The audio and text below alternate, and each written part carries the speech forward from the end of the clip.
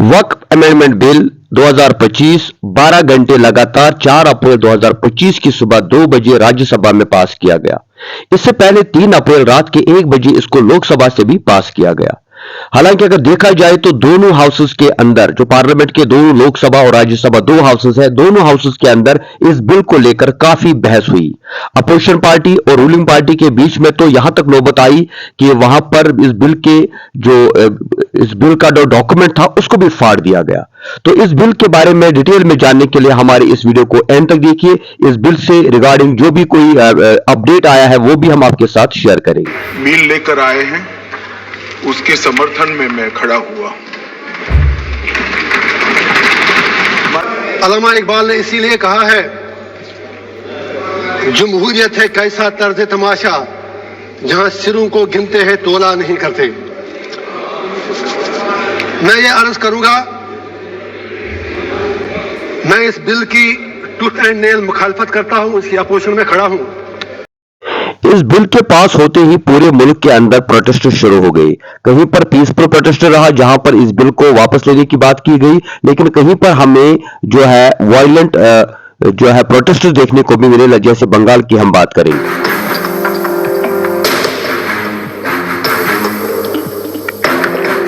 In a massive political war, West Bengal Chief Minister Mamata Banerjee said the violence over the Waqf law was planned and suggested a conspiracy by Union Minister Amit Shah and the BSF to allow the entry of Bangladeshi migrant to fuel unrest in the state. In a meeting with Muslim clerics in Kolkata, the fiery को standing committee में दिया जाना चाहिए। This needs to be discussed very, very seriously because it's a very, very important bill. According to us, people who are present here.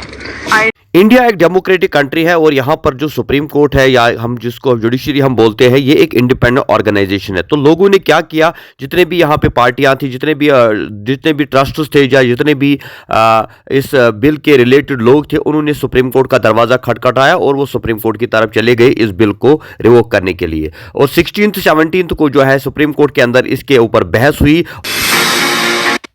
कई राज्य सरकारों के साथ ही कुछ आदिवासी संगठन, कुछ मुस्लिम संगठन और केंद्र ने इस पक्ष में याचिकाएं डाली है और उन्हें भी सुनने की बात कही गई है।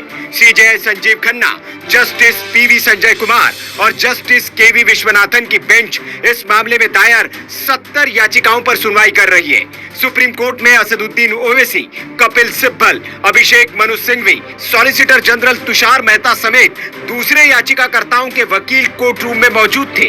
याचिकाओं में वक्फ संशोधन अधिनियम 2025 की कई धाराओं को संविधान के खिलाफ बताते हुए उन्हें रद्द करने की मांग की गई है। सबसे पहले कोर्ट रूम में अभिषेक मनु सिंघवी ने अपनी बात रखी और वक्फ संशोधित कानून बर्बाद करने के लिए ये पार्लियामेंट के भी इन एमपीओ की तनख्वाह से पैसे काटने चाहिए। सुप्रीम कोर्ट ने मेजर एक तो 2-3 तो वो बातें कही हैं कि भाई इन बातों को भी ना किया जाए। कोई भी इसके प्रॉपर्टी, तो कोर्ट ने जो भी चीजें घोषित की हुई पहले से, वक्फ प्रॉपर्टी अगर कोर्ट ने घोषित की हुई है किसी की, उस पर कोई तुम अपना सिख का हो, इनके बारे में भी कानून बनाने की बजाय बातें कही हैं कि भाई इन बातों को भी कि जिस तरीके का ये कानून था, ये संविधान को झटका दे रहा था। तो सरकार ने चाहा था किस तरीके से देश के अंदर हिंदू मुसलमान करें और प्रॉपर्टीज के नाम पे, मस्जिदों के नाम पे, जिस तरीके से मदरसों के नाम पे। और ये जो अमेंडमेंट है इस एक्ट में टोटली अगेंस्ट कॉन्स्टिट्यूशन है कि जो काउंसिल में और बोर्ड में अपॉइंटमेंट का जो मामला है, वो अगली तारीख तक जो स्टेटमेंट सॉलिसिटर जनरल ने दिया है कि ये नहीं होगा, ना कोई अपॉइंटमेंट होगा, ना नए लोगों को लाया जाएगा, ना पुराने को हटाया जाएगा। प्रोविजन बाय प्रोविजन मैं उस पर टिप्पणी 7 दिन बाद ही करूंगा। अभी तारीख सुननी है तो अभी बहुत सारे लोग आएंगे ही वहाँ पे, आप उनसे खूब तालियां बजवाइए और जीत हो गई, फतेह हो गई, रात को नहारी खा। तुष्टीकरण लोग करते हैं, वोट। आज सुप्रीम कोर्ट ने एहसास करा दिया केंद्र सरकार को कि गलत है। केंद्र 100% एहसास तो है ही, तभी तो अपने आप ही कह दिया हम नहीं करेंगे, जब मैं टाइम दे दो हम ऐसा नहीं करेंगे, वैसा नहीं करेंगे, डी नोटिफाई नहीं करेंगे, कलेक्टर जो कर रहा है वो काम अभी नहीं करेगा।